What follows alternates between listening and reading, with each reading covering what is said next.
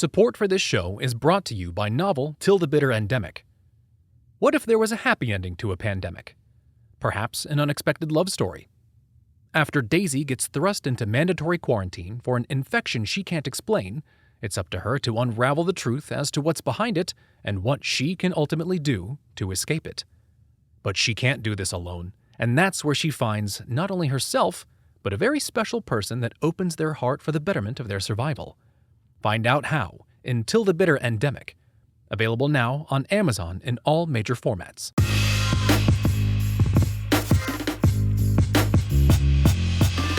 Greetings and salutations, all you beautiful people, and welcome to another episode of Art of the Beholder, a show dedicated to all things eclectic in the world of art. I'm your host, Novo Day, and today we're going to be talking about art and gaming, focusing on Sandfall Interactive's familial RPG tragedy, Clair Obscur, Expedition 33.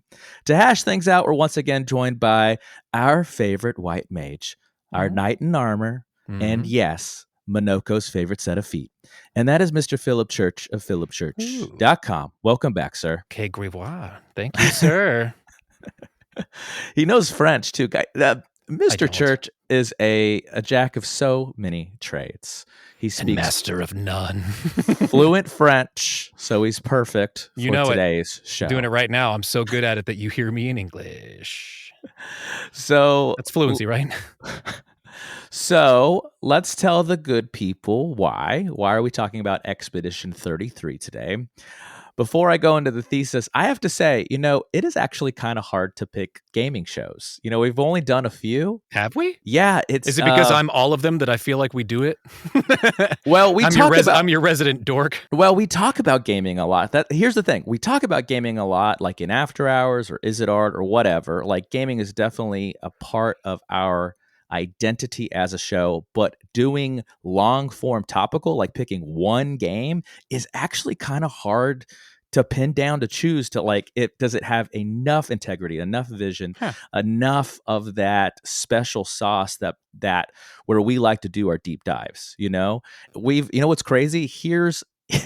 There's only two other main ones, and of course it is Silent Hill 2 remake. We did that one, but the one before that was long form topical. We just talked about one game on an entire show, was Returnal with your boy Ryan. That's how old it is. No. Yeah. I may be forgetting one or two here and there, but I'm pretty sure this is just the third main one in 3 or 4 years. Maybe it's the fact that I will mention things all the time. I know I've talked about Hollow Knight and we've talked about Metroid. So maybe we talk about gaming a lot. Exactly. I think you must be. I mean, I trust you. I have to, because you're talking to somebody who I'm like, I have to be our show's historian too, in a way, because I have to, so we don't repeat ourselves too much. And yeah, long form topical, this is one of very, very few.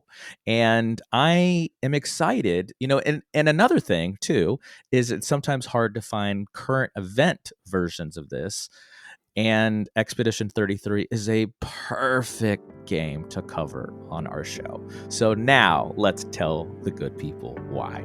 So, guys, if you've played it, and if you're here, if you're listening, we probably assume you've played it, you've finished it, and we get it, guys. We hear you. We're listening. The story is divisive. I get it, okay? The main structure of the game and what we learn, especially in Act 3, has divided audiences, okay, the world over. Thanks, France. But I would argue, again, thanks, France, it's not about the answers we learn, it's about the questions it asks. Just like Silent Hill 2 Remake. This is another gaming experience that is not afraid to ask the hard questions, posing existential quandaries that will stay with you for a very long time to come, making you think about things so differently well after the game is over, perhaps for the rest of your life, in an attempt to expand your mind on the ideas of love, loss, and ultimately grief. So guys, again, we get it. Love it or hate it, this one, no matter what, will leave its mark on you, and maybe everyone around you, maybe your whole family. Now, before we can discuss, of course, we all need a little background. Clair Obscur Expedition 33 was developed by Sandfall Interactive and published by Kepler Interactive. It was produced by Francois Meurice, directed by Guillaume Broche, and Michel Nora, and written by Jennifer Svedberg-Yen, Guillaume Broche, Victor Deliard. It was released on April 24th, 2025. It has been both a critical and commercial success, selling, and you're going to hear this right, 3.3 million units within 33 days of release. And as of May 2025, it has the highest Metacritic user score of all time. Developed by, again, there is some debate about this, but I think to make it fun, the team, the internal core team, it was developed by 33 individuals. I love that. And it's interesting that the game had such a long development, like 7-8 years. They switched engines and the whole 9 yards, right? Yeah, they really knew what they wanted, and seeing what we wound up with, it genuinely speaks to when artists just know they have to trust their gut, that when they know that their vision is a good one and they should not compromise or cut any kinds of corners, that's what you get with something like this, where it is clearly a deep passion and very personal. I don't see how it couldn't be. And guys, we are going to extend that passion by doing a deep dive per usual. But first, guys, we're going to hear from our sponsors. Stay with us. The best way to say thank you and to support us is by donating to the cause. In doing so, you'll be able to help us help fellow artists, creatives, and colleagues, promoting their work, the community as a whole, and why we got into this line of work to begin with, to not only make art, but also shine a light on our peers and the gems of the world. For all the hidden ones and the not so hidden that make life worth living, because if we can make things even a little bit better, it'll all be worth it. But we can't do this without you. So please, donate today. And remember, even a little goes a long way to build new bridges, new worlds, and new opportunities. Link and details on how can be found in the show notes below. Because together, we can do anything. And we are back to do the thing, to conquer the world, to tell the people why Expedition 33 is so special, so important. Love it or hate it, it is. Okay, and hear us out, because today's going to be special. Usually me and Philip are two sides of the same coin, on opposite ends of the spectrum. But today, dare I say, we are going to be counterpoint. We are going to be not friends, not foes, but master debaters. Frenemish. Sexy, I know. Yes. We get that a lot. But first, guys, we got to give you the primer. For all the good people that haven't played the game and don't give a flying about playing it and just want to hear what all the fuss is about, let me give you a little story synopsis and we'll go from there. So this is for all you guys, especially you, Riles, that have never played the game nor never will. So here's the pitch, guys. The pitch for the fantasy is initially built on this very basic premise. An evil sorceress known as the Paintress paints a number on a great mountainside known as the Monolith, an annual event known as the Gommage. And each time she does this, everyone in the world at that age dies, vanishes, poof, in an instant. The age of the number on the Monolith. Indeed, indubitably. She started this 67 years ago at number 100 and has painted a single decreasing number every year since. And now, with only 33 years left, it's up to you, the player, and a team of other magic-wielding expeditioners to go on a journey to stop the Paintress, once and for all, to end her tyranny and rebuild society before it's blotted out of existence forever. When I heard that, Philip, I was like, man, this is all right. Sold. You got here's my money. Yeah, I was premise. Like, all right, you got me. Yeah, there's nothing wrong with that at all. There is way more amazing things about this game than there are the few issues that I have with it. But no, we usually are, like he said, far more on the same side, and don't take that to mean that I don't think very highly of this game. I have a lot of praise and positive things to say about this. I will be very clear about my criticisms when the time is right. And I have criticisms because I can actually see the points to my counterpoints. Like, I get it. Like, I'm very good at standing in your guys' shoes and being like, I get it. Before we become master debaters, we need to do what sometimes we forget. And that is this: spoiler warning from here on out. The rest of this discussion is going to dive deep into the storyline, the lore, the backgrounds, the characters. There's plenty to ruin. There's a lot to be able to ruin with something like this. There's every act there's a twist. With every act there's a twist. Really, genuinely, do experience this great game the way it is meant to, which is just going in fairly blind, as blind synopsis, as possible. Right? With that pitch. Really do that, and genuinely come back to this episode unless you've played this, because we're about to tear it apart. Like, not in a bad way, but we're going to dissect the hell out of it. Is what we're going to do. Deep dives into deep cuts and tell you why things matter. So I want to begin where Did you just come up with that? I know. I get that a lot. Dude. I know. We should put that in the show, right? I haven't been saying that this whole season, though. I've been cutting that. But have you? But anyways, Philip, sir, I want to begin with the end, as I like to do with these kind of shows, because a little behind the scenes, guys. We're very professional, and when me and Philip were talking behind the scenes about things, and I was not even going to really plot a show about this game until Philip said to me, "Novo, I stopped playing the game," and I don't do that. And I said, why? And then I was like, why? But don't tell me. Wait, no spoilers. Because I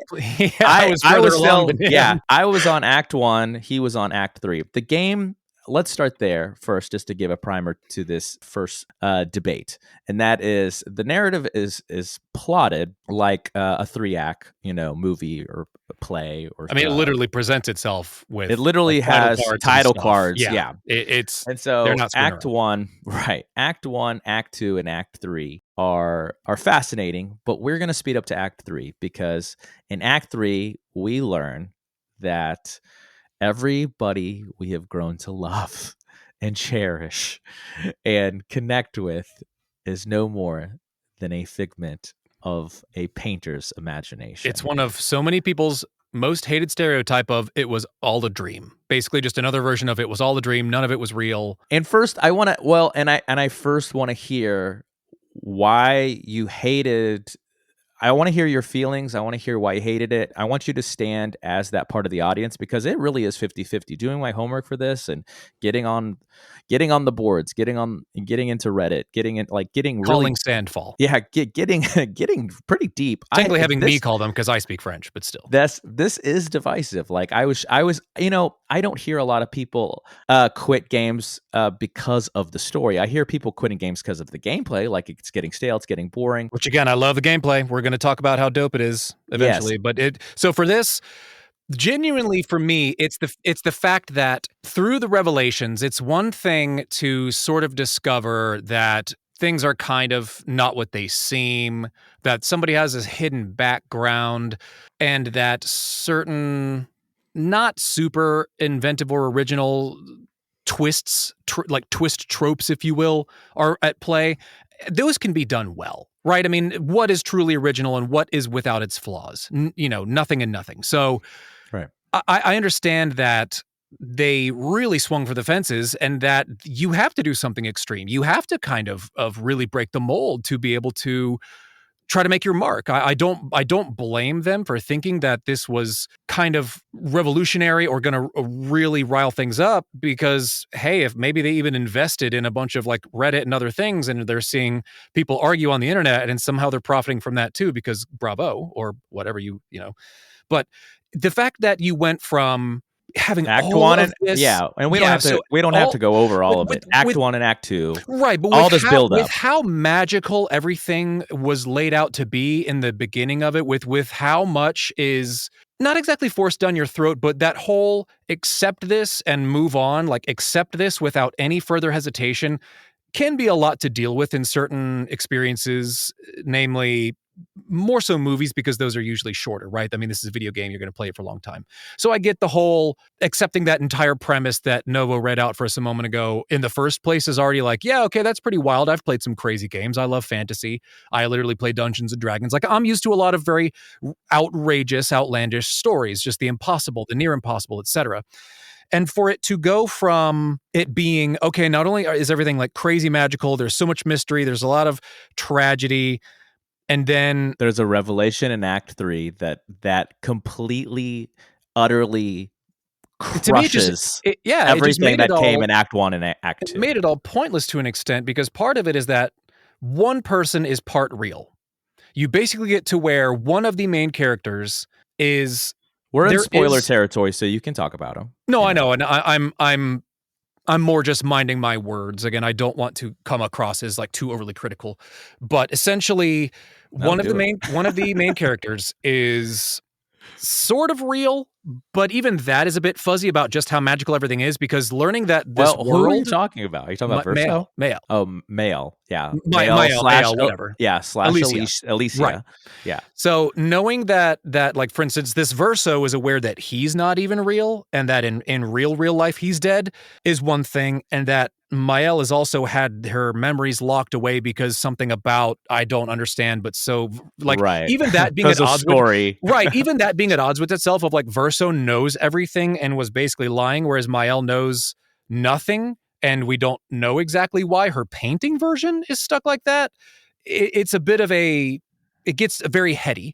And at some point, like I can only do so much headiness, which is fine, because you do get to turn around and play this awesome combat in gorgeous scenarios, these amazing graphics, there's character interactions, music, there's tons of amazing music. I mean, like I said, I have so many things to laud about this. I love game. The art style. I love the direction. I really do. I mean, genuinely, I have so much positive to say. 10 out of 10 so many times. It's as if they kept thinking that, well, maybe 2 wrongs don't make a right, but 3 wrongs certainly will make people, for some reason, give about something that doesn't really matter. Because not only do you learn that the whole painting world is somehow magic and not real, but that, okay, you live in a world where, even in that real world, that there is magic to where you can make these painting worlds and literally go into them to sort of, I guess, freeze time and have like a second life or something. Right, there's time dilation. So then what does that minutes mean? In the real world can be years. Right, because in this one, Verso died as a young 20s, I believe. And then in this one, he's been alive. I think he's supposed to be 80 or 90 technically. That he hasn't aged. Yeah, because his soul is trapped in the painting. Right, because that's why Aline goes into it for grief. Right, and Aline is the mother. There's Renoir's the dad. Aline's the mother. Their house burned down. The Verso died saving Mael. I don't know exactly where Alicia. I'm sorry, Alicia. But still, the fact that she goes on to identify and stay just being like, you can call me Mael, and the fact that the character was called that the whole time is why I just keep calling her that. It's a mind meld. Those 2 minds become one person is the thing. That's why the great debate is like, is it truly a dream? Is it truly like just a figment of these painters' imagination that create life within the painting? Or is there in the painting, is it real life? It's not.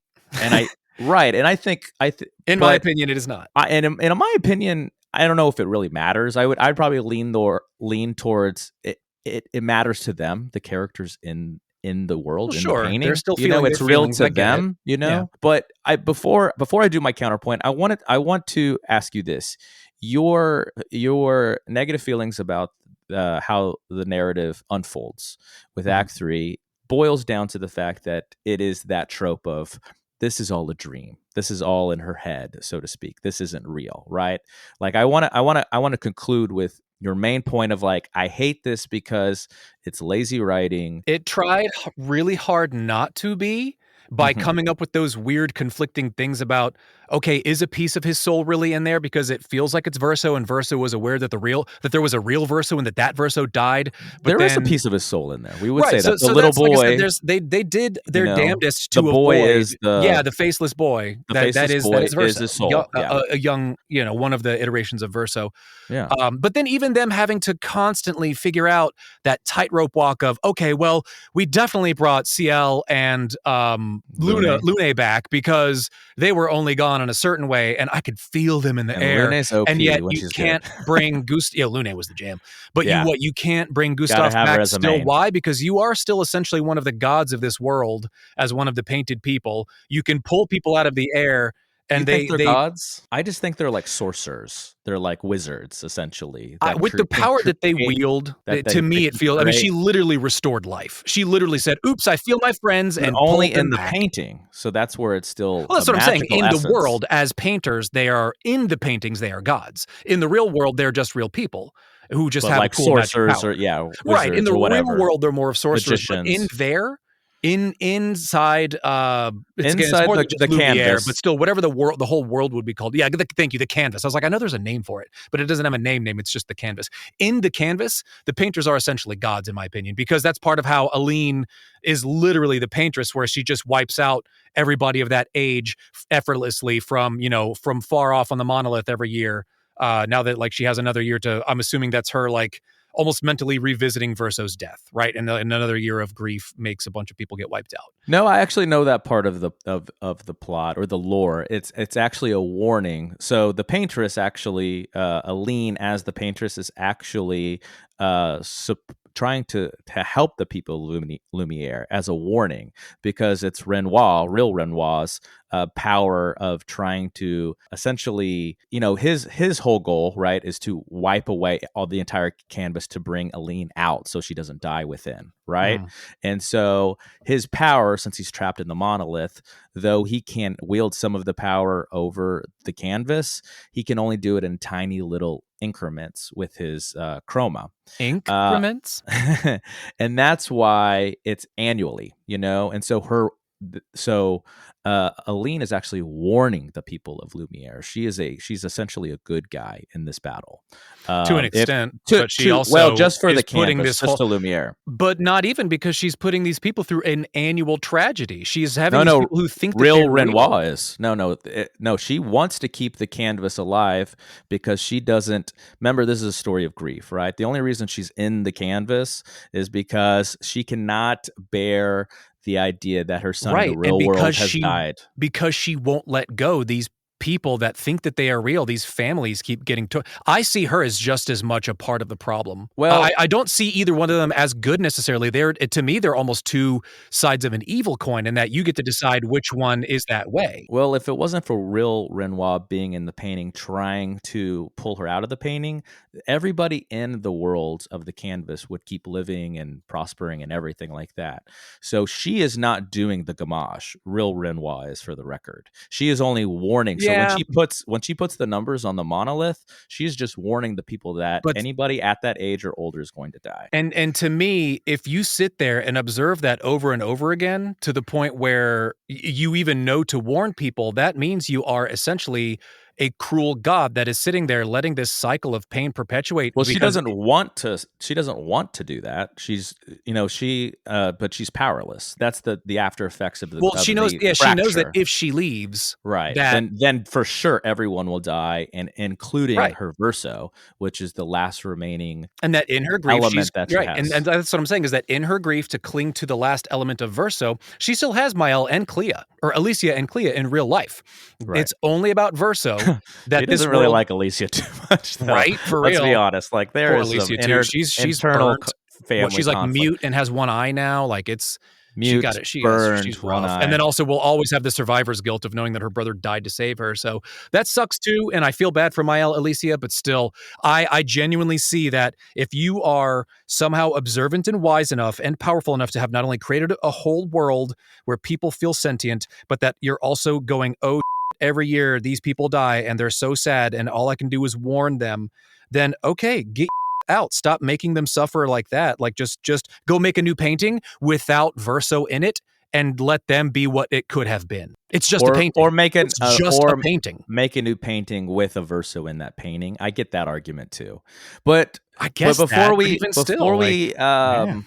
we filibust on this for too long, I feel like we could do a whole episode on just this. Let's pull out of the canvas for a little bit and go back to the revelation of Act 3.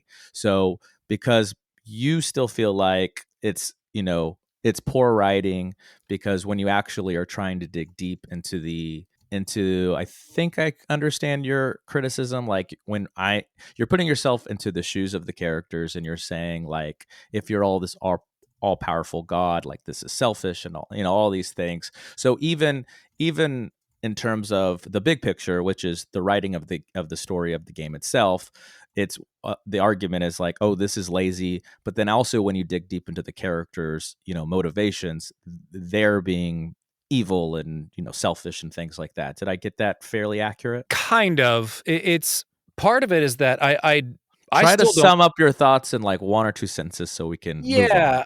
I still find it overly complicated that the Verso is, I guess, just that sentient, and that's part of what, as far as also like the way that the party ends up treating him once they realize, like, wait, you did know all about these people and what's going on. So I get that he is kind of painted as a villain, but then part of it is that even he like wants to go. Even he is looking to get this to end and doesn't want countless deaths on his hands.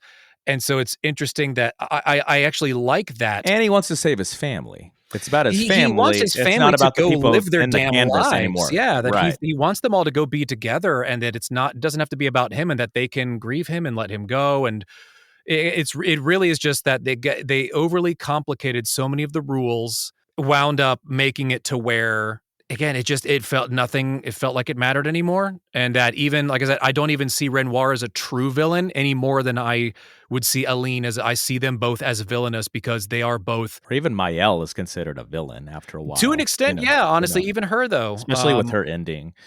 She's kind of, and we'll get to the endings here in a minute. But I guess to summarize, your point, it feels like things they don't matter anymore. I feel it doesn't feel like anything like sucked matters. It sucked out all of the substance for you. Because even the fact that Act 1 ended with the big shocker of one of the main characters seemingly dying. Yeah, Gustav, which interestingly played by Charlie Cox. And then the fact that Renoir is freaking Andy Serkis is amazing. He looks just like let's do a T-Bug. He looks like Pierce Brosnan. No, I was going to say that Gustav looks uncannily like Robert Pattinson to me. Oh, he does. Yeah. No, I thought that immediately. I was like, what the hell? They're going to owe him royalties. Yeah, this is weird. I was thinking the same thing. I was like, okay, they're going to need to give this guy royalties for his likeness. I think Renoir looks like if you took prime Pierce Brosnan and then aged him just with like hair dye and stuff.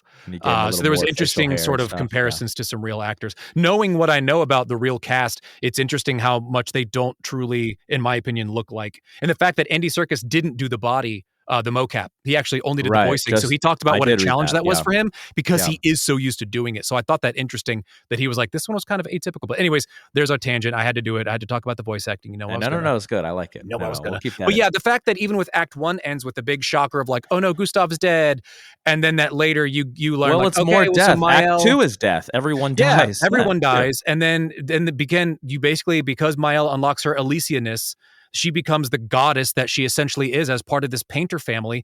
And again, I don't understand. Gustav's body was still around, and it's like, do what your mom does. Just go like pull everything back together, suck up a whole buttload of chrome and remake a Gustav. Like, what the hell's your problem if you're that sad about it? Or also just, accept that he wasn't even real. Because now that you know that, stop feeling so sad and just know that you have a real family that, I'm sorry you're, mute and burnt in the real world, but like you have a real life that you can go and live. And now let me give you my counterpoint, and then you can give me your criticisms to that counterpoint. Because where someone like Philip and half of the audience like Philip felt that way, oh, well, this doesn't even matter anymore. Like I was shocked at how many times I read that exact same thing, that someone played through Act 2, they got to Act 3, they learned the revelation of Act 3, and they stopped playing the game. And I was like, and when I heard that, I was of course intrigued to get as quickly as I could to Act 3 to see what this was all about. And when I got to Act 3, I was the other half of the audience where I felt more intrigued.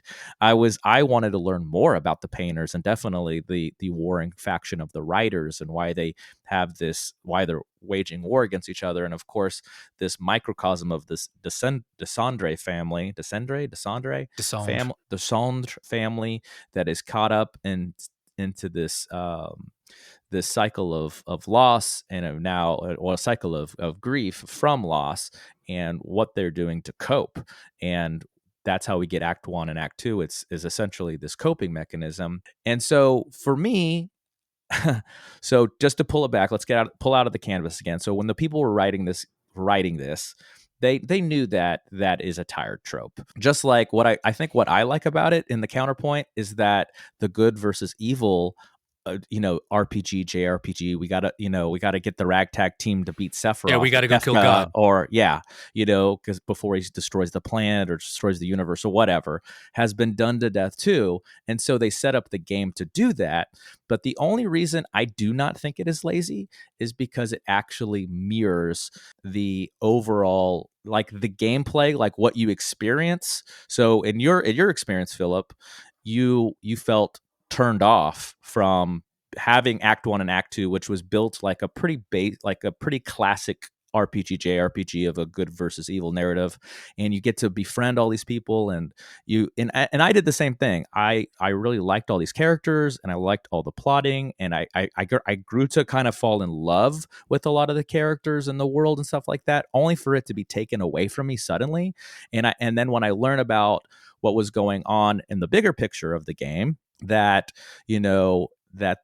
what it did to me as the player, as the audience, was an exact mirror of what's going on with Aline and the rest of the family with loss. So instead of it being a lazy trope, since it's tying directly into the bigger picture of the lore and the narrative, I actually thought it was a very smart move, because I would argue that the biggest counterpoint is when it was all a dream or it was all in their head kind of storytelling is lazy, is when it does nothing else but that.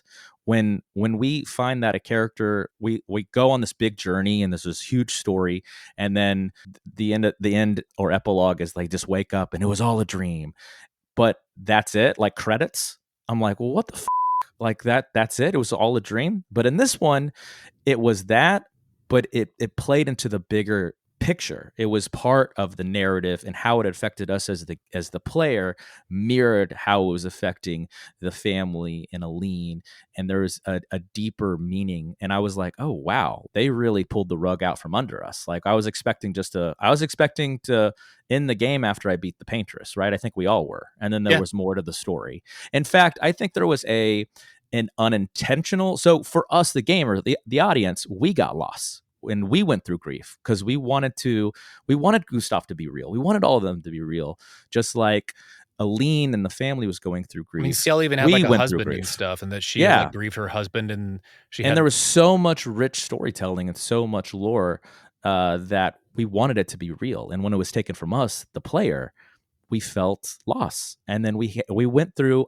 So ultimately, my counterpoint is it wasn't lazy storytelling, because it served a bigger purpose. And it actually, I think, teaches us on a very I know it's more complicated in real life, but on a very fundamental, small level, if it ever was a binary choice of how you deal with grief, it teaches you a little about yourself.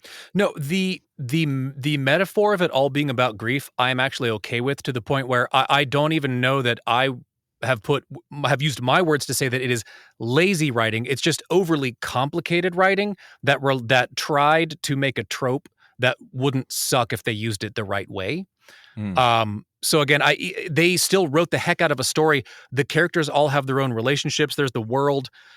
So even saying it's necessarily lazy writing, I wouldn't even call it that way, but it still just feels like it was poor choices. And I think another thing that it struck me a moment ago of maybe why I wasn't as attached to it is when you were talking about connecting to all these characters, whereas there's really not that many characters. There's really just the family and then the players, and you don't even meet all of them at the same time. There was Gustav's love interest. Monoko. I mean, the Gestrels, again, they're a fun NPC kind of thing, but they're so goofy and silly that I don't feel that connected. They're kind of cute. SKA's rocks. I feel like I consider him one of the main five, because you do keep him around. But and again, there was Gustav had a sister and as well a love interest. But there weren't Julie actually that something. many people to Sophie me. was the love interest, I think. Yeah, but Sophie. Sophie or Sophia. Well, I think Sophie sounds right. But yeah, besides the mains, there actually weren't that many people in it, and that might be part of it, is that even though the world is so big and fantastical, and of course now, well, no crap, the graphics make more sense that they literally made things look like explosions of paint, that everything is super vivid and reflects different moods and genuinely, I think, stages of grief. Painting. Yeah, like it makes sense. It clicks for me. It's just that I still just don't. It robbed me of my drive to truly finish it, and I even still thought about pursuing some of the fun side quests that I'd found out about. Did you ever actually finish it? No. Wow. No, I actually just looked up the endings because I was like, I don't know that I care enough to grind. Yeah, and also because I told you I would for the sake of the show. Yeah. But yeah, even and with the endings, so you at least saw the 2 endings. Correct. Okay. Gustav's, so that is very telling. Versos and Alicia / So let's pull it back even a little more and do what we do on our show. Why we talk about certain things is great art is divisive. You don't have to love everything, right? And I think the fact that because they chose to make this story so divisive, knowing that this could happen and indeed happened, where it really separated about 50% of the audience. 50% was like, I'm done with this game, and the other 50% was like, I want more. And to the point where Act 1 and Act 2 were so fleshed out well, and Act 3 was seconds, minutes compared to what Act 1 and Act 2 did storytelling wise, that I know this is what I was getting at earlier. I think this was like unintentional form of loss, but I actually wanted another 20 hours. I wanted a full Act 3 where we learned not only about the painters, but about the writers and why they were warring. Like, I know they'll probably explore that in a prequel game or something. Well, that's the thing too, is I wanted more. I agree. I thought we were going to get out of the canvas and talk about these cool people with these magical painting abilities. They can go, like, that's what I wanted, and I would take more from this world in general. I just don't give a about that canvas anymore. Like, cool, people died. Now this goddess can bring them back. So if there was a prequel where we learned about the painters and the writers, you would play it? Probably for the gameplay alone. Again, the gameplay was dope. They would have to push the envelope. The art style was great. Again, like, there's so many good things about it to where I would absolutely, like, whatever Sandfall does next, I'll probably just buy in because I am so proud of what they've done of this first one. It is a huge accomplishment. They made some what a ragtag team of developers. Yeah, again, making massive a kudos to them. Characters. Massive kudos to them, regardless of my opinion of parts of this game. Again, they really came out with what feels like a AAA game, and they clearly worked off. But yeah, I was expecting Act 3 to not just keep lingering in this nowhere, in this just thing that doesn't even matter. Now that we know so much about the real world, Verso's actually dead, Mael is burnt, and that she and her mom are hiding from the truth in the real world. It's like, okay, well then let's go there where things will matter. They're running away into the canvas where and I don't. Rest of the family that's no wants longer them okay. They cool, want like, to accept what happens, and they can't. It's like, I'm sorry you're traumatized, but like that's why we even get in Act 1 and Act 2, which is crazy to me that it's so fleshed out, it's so deep. Okay, good point, counterpoint. So let's move on to debate number 2, and that is the endings. There is a debate that there is a good ending and a bad ending. And I would argue that there is neither a good ending or bad ending. But again, I want to start with my guests. So we'll start with you. How did you feel about the endings in terms of how it was trying to wrap up the overall story as a whole? Yeah, I don't. I really view Versos as the better of the two because it accomplished what needs to happen, which is that these people need to confront their grief and try to come together as a family to support one another. Not to mention that, again, Mael / Alicia is devastated. I mean, she has it possibly the worst of all, which, granted, I know that losing a child is awful too. She lost a brother, and she's got these literal scars forever, and she'll have survivor's guilt, and it's horrible for everybody. But that's the rational thing to me, as opposed to Alicia trapping people in it over and over again and just continuing these people to just make them feel grief that they don't have to. Just because there's not a gommage anymore doesn't mean that these people that think they're real aren't going to experience their own loss about, like, oh, my husband like drowned, like that literally happened to CL. So just because they're not real, but she's making new sentience, and it's been shown throughout the original portions of the game that they are basically sentient, that they feel lost. They have just as real of lives to them as we do, with all of its minutia of things that can happen to a person. So I don't see how that's in any way that great, considering it seemed like this new Verso, even he was still having some kind of echo of tragedy and knowing that he is trapped and that he doesn't want to be there or shouldn't be there. I liked that there was at least acceptance in Verso's ending, where he forces Mael to return to being Alicia, and that the family is just like, this is Verso's grave. So just to summarize, for the audience and for myself a little bit, you feel like the good ending is Verso's ending because they are finally accepting the truth of the matter and they're able to move on. Yeah, because to me, Verso's soul even wanted to be let go. Even he was saying, stop making me stay here. Stop making other people suffer because of me.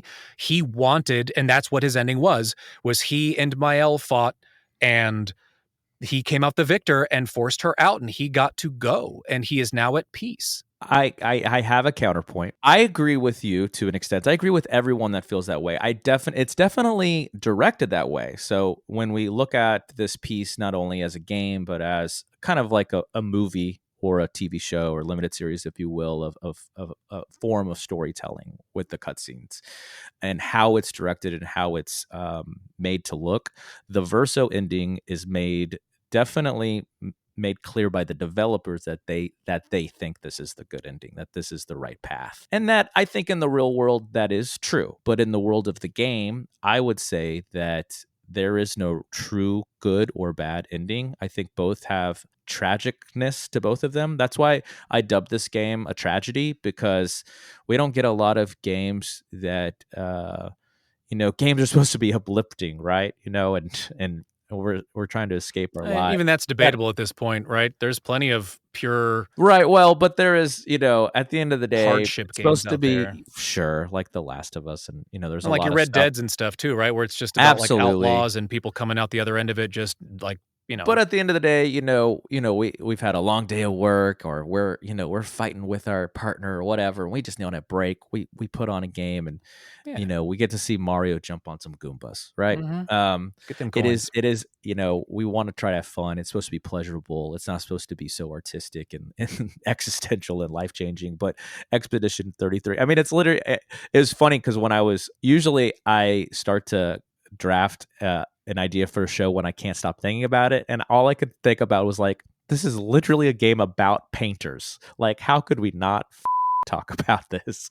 But to go back to the endings, in Mael's ending, it's actually directed kind of like a horror short, because we see that she has white. Right. We see that she has the disease, the painter's disease, and that she may even be trapped. And that Verso is still weirdly self-aware. Right. And that he's trapped. He's now a prisoner to Mael Alicia's paintings. She brought everyone back. She revived everyone. Everyone is happy. Gustav, Sophie, Ciel, Lune, everybody. But Verso is a prisoner. Now, here's why I think it's neither good nor bad. Let me be succinct so we can move on again, or we'll be here all day as well looking at the clock. So they're both tragic to me, the counterpoint, because Mael's ending, she gets everything she wants, but at a price, and a price for Verso and his soul. His soul is now trapped. But if we were to believe that the people in the canvas are real, or at least once the painters paint these worlds and they have their own versions of a soul, the argument there is that Mael and Alicia is now a hybrid person, that they have both memories, then that is such a happy ending for the people of Lumiere. It's a tragic ending for Mael, right? She can't accept the reality of Verso's death. So what does she do? She self-medicates via the painting. She keeps painting happiness and these imaginary worlds that bring her peace in a way, but is not allowing her to actually move on. But again, the people of Lumiere, if real in the world, are happy, and they get to live their lives, and they get to find peace within the existence they've made within the canvas.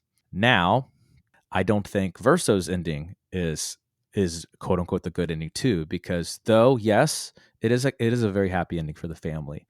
They accepted Verso's death. They get to move on. But remember, this is a story. The whole story, in my eyes, is the story of Mael and Alicia. We all thought we got we got a bait and switch. We all thought the story was about Gustav since he's the original, playable character. We learned that this is really a story about Mael / Alicia and the hybrid soul that they become. And she even says this. She's like, I have nothing out there in the real world. All I have nothing. I can't even speak.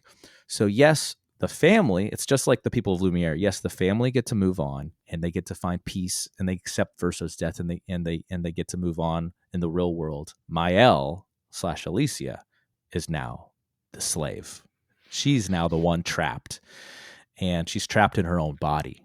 And I find that so tragic that because there's always hints that her family hated her hated her for Verso's death and exacerbating the war with the writers. And so to me, I don't think that's good either. They get to move on as family, but Mael is a prisoner in her own body and will be a prisoner for the rest of her life, and she hates herself for it. And so my counterpoint to that take is that just make another painting. Make another painting where you can go and be free again and like, oh, neat, I'm not burnt in here. Like, just do it again, but without your poor dead brother's soul. After you've healed with your family some, do some of your own therapy and go make yourself a painting where you are yourself again. And that is, I actually think that's part of why, just again, why it feels like it doesn't matter, of why like that's clearly the worst. Like the good ending is because they have this insane power. Like how many people can do this? How many of these people can control the chroma or like paint like they can? But they can, and so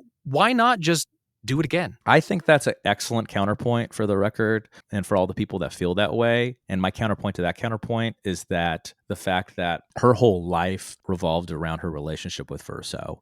And now that she doesn't have to have it anymore, is there, because there's people like this in real life, right? That when they lose someone so special to them, can they ever truly be whole again? And I would argue not always. No, I get that. I guess all of Verso, the allegory of grief. So even though she could paint soul, or even though she could paint a version of Verso in future paintings without his soul, it never will be a true likeness, a true visible version of him that she can actually bond with, live with, evolve with as a person, as a family sadly member. That's death. That is the finality of what makes life beautiful. So I'm sorry that she has to let that go, but it was technically always going to happen. Right. And then why does she get that at the detriment of so many others? Right. So that's her sacrifice. If we were to say that Verso is not necessarily, we don't say good or bad, but just if that's like canon, it's better. Again, I agree they both have tragedy to them, but I still feel like she's a prisoner for the rest of her life, So I mean, to an extent, but again, I kind of like she still has a functioning. She can still walk and see. She can still write with her hands. Like I'm sorry that she can't talk, and that she has scars. Like that's not obviously an ideal life, but it's not like she's catatonic, right? So it could be so much worse. And again, who better to be afflicted with something than physical impairments than a magical painter who can make themselves a world they can dive into and go like fly and make your dolls be gods that can swim you under the ocean and stuff. Go do it again. Just do it again. Do it some more. SKA was amazing. I loved the character. And the characters were great. I loved the characters. I really did. I liked so many things about the game, but to the point where, because none of it felt like it mattered at all, to the point where why can't she just let this one go? Let the family, also have your mother grieve, talk to your dad. What the hell is even going on with your older sister? And then just do it again. Just do it some more. Just keep escaping. I guess the counterpoint again to that counterpoint is that we are putting ourselves into these characters, but we're not talking about them like its own contained world. I don't think Mael, Alicia, if she was a real person, could do that. I think you, Philip, could do it. Clearly, you have we all have different relationships with mortality, and since we've gotten to know Mael and vis-a-vis Alicia so well through the game, I don't think she could. So even if we pick Verso's ending, she will be a prisoner for the rest of her life from how, no pun intended, the character was painted, not how we imprint ourselves on the characters. Well, and then that sucks that she finally knows what it's like to feel captive to a cruel god. But in that existence, she didn't do that, right? So that's only in Mael's the multiverse that is possible Mael's timeline. So in this timeline, she wasn't a cruel god that like kept him as a prisoner forever. But in with her ending, yes, indeed. But that she would be she's that happy. And continue to do what she raged against. I mean, she was so down But to she kill was the happy. paintress when that paintress was actually her mother. And she saved the world, and everyone in Lumiere was happy. So there's no, and this is the beauty of, let's pull it back one last time before we move on. This is the beauty of stories like this and why we cover this. There's no right or wrong answer. It's the fact that it's asking you these questions about grief that is so special, that we're even debating this so thoroughly. Yeah, is the special part. This feels like part of them having been like, yes, we've done our job. And I agree. Right. There's not, it is so subjective. It all is so much based on your morality, right? Your just senses of things. It is a very personal story to an extent, to where any decisions that a person makes on that are very much a reflection of themselves. And so while there's no right and wrong, there's definitely a better opinion, but it is what it is, kidding. But yeah, it's Philip's again, there's better. the Is that what you're trying to say? I don't think I said that at all. No. You read that. You're just projecting big time. Anyways, big time. But yeah, again, if they were to give me in the real world, like if that's where they took it, where they followed Mael, Alicia more, learning more about what other people, is there just painters? Are there, because again, like there was, is there sculptors? Like what else is it in this neat world of magical paintings and writers and stuff? Is there going to be a sequel or prequel about the writers? I am down for all of that stuff. With how good the rest of everything else was, the game, again, with how fantastic every other aspect of this is. I just do not have the drive to finish it. Like I usually would go get every last. That's so telling. What's the fun name of like just what they call the baddies? Nevrons. Yeah, like. I was genuinely at one point, I was like, I'm gonna get every Nevron foot. Like the amount of builds you can do. Oh yeah, there were clear, like there were so many side quests and stuff. Like I was so on board for a lot of it. You, Simon. It's just they could not have done more to just make me go, why the hell do I do any of this? That is crazy to me. But also, again, great art is divisive. This is why I think this is a great piece, because it made people, it gave such an emotional impact that people were like, I'm done. I'm not even going to pick this up. It is still great art, regardless of how I think about part of the story or a couple of specific parts of the story. Otherwise, I still give it incredibly high marks. Like I said, I commend it. I would give it certain awards and stuff. If anything, it really is just the story is the most subjective thing. Everything else about it is so finely done that the most subjective thing not aligning with me isn't a problem. I know that it's subjective, which is why, like I said, I don't hate it. I don't say anything like it's lazy writing or bad writing. I just don't like it. That's fine. There's plenty of music that I don't like. That doesn't make that music bad, So that's just really the thing I want to come away with. The biggest two is just that I understand that it is super subjective. And the fact that other people feel the same way is weirdly vindicating. And that I don't, like I said, I'm not trying to convince anybody of anything. And everybody's going to feel about it how they will. And so at the end of the day, you just have this fantastic game that will make you feel things, but you, while just on this beautiful adventure with super engaging combat of just, again, this isn't a couch potato. Like you got to be paying attention the way that the combat works, the way that even it can be punishing, even the way that from the overworld before you get pulled into the fights is so cool. The amount of interactivity within the world, the fact that everybody's got some magical form of like, I can shoot a gun. Like there's a ton of cool, awesome stuff. I'm so stoked for what Sandfall is going to do next. Absolutely. Let's end there. So let's tie a bow on this B, given all that. So for the good people, Philip, let's do a Too Long Didn't Read. And tell the good people why this game is so special artistically. So love it or hate it, why is Expedition 33 so special? It is the love letter to gaming that many of us would love to open or receive, that it feels nostalgic, yet is so innovative. It has the perfect balance of old and new, where the characters are original enough. The world itself is beautiful and original enough. The music is stunning. The gameplay is what makes it such a fantastic play on the classic JRPG. And they were very, very bold in all of their choices. They just made something so grand and really stuck by their decisions. And it is such a testament to knowing what your vision is and staying true and dedicated to it. It's a modern classic. And like all good things, it'll make you feel stuff. And feelings are dynamic. Feelings are strange. Maybe they're good or bad. Whatever you end up feeling from it was probably, that's kind of what they want. There's no way for them to know what anybody will feel, but it is very much a game about pulling you in and making you feel things, and it will do that while thrilling and delighting you the whole way, both visually, like gameplay-wise, all of it, just aces across the board. And there you have it, folks. Clair Obscur, Expedition 33. We want to thank you guys for listening. I want to thank, of course, my guest, Mr. Philip Church of philipchurch.com. But before we go, we got a little extra for you, a little icing on the cake, a little cherry on top with what we call the Gym of the Week. Now, before we talk gyms, guys, we're going to take a little break again and hear from our sponsors. Art of the Beholder is brought to you by Zencastr. Zencastr is our go-to tool for remote podcast recordings.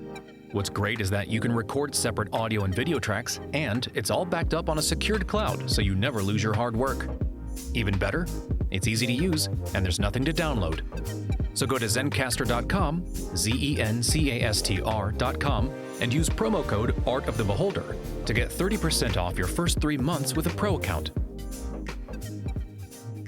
Now back to the gems. Gems of the week for me, I'm just going to give you a quick rundown of them, and that is new Deftones album, Private Music. I will give a little love to Metal Gear Solid Delta Snake Eater.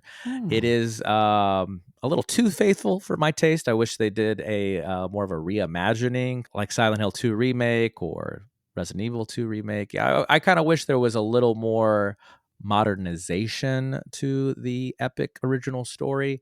But it's still a great game nonetheless. So, guys, check it out. Philip, what do you got for us? Interestingly, that you wound up bringing up Resident Evil 2 with it having a remake. They re-released the classic trilogy, the PS1 trilogy of Resident Evils. So I actually replayed the OG and then the remake some just to get an extra bit of a side-by-side. Kudos to both. I remember why RE2 was dope when it came out in 98. And then the remake is still a 10 out of 10 flawless game. There's a TV show called From. Have you heard of that one? I have. It's actually pretty cool. I think Allie used to pitch From. I was talked into watching it recently, and I barely made it to season 2 so far. I'm trying.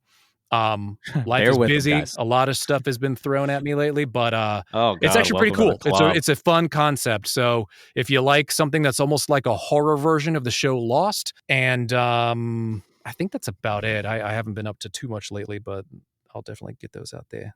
There's my gyms. We will talk more gyms in the future, but until then, guys, if you like that, you can always check our stuff out at NovoDayProductions.com. Don't forget to like, subscribe, do all the things. You know what to do. You can follow us at _Novo_Day, and Day is DE, at AOTB.podcast and AOTB podcast. One has a dot, one has a no dot. You can, of course, follow Philip at philipchurch.com. And if you'd like to sponsor us or be on the show, you can always reach out to us at NovoDayProductions@gmail.com. So until next time, you know what to do. Be good to each other, and as always, good luck and Godspeed. We'll see you in the next one, but until then, we love you. Art of the Beholder is brought to you by Novo Day Productions, created by Novo Day and Theodore T. Buckingham, written, directed, produced, and edited by Novo Day and the NDP Collective, starring Philip Church of philipchurch.com, that's Philip with one L, Alexandra Parsons of alexandraparsons.com, ALEXANDRA-PARSONS.com, with special contributions by Theodore T. Buckingham. Music by A Company, Instagram handle A_CO_music_. Logo design by Tom Justice of thejusticecompany.com, JESTUS. Thank you again for listening. All rights reserved.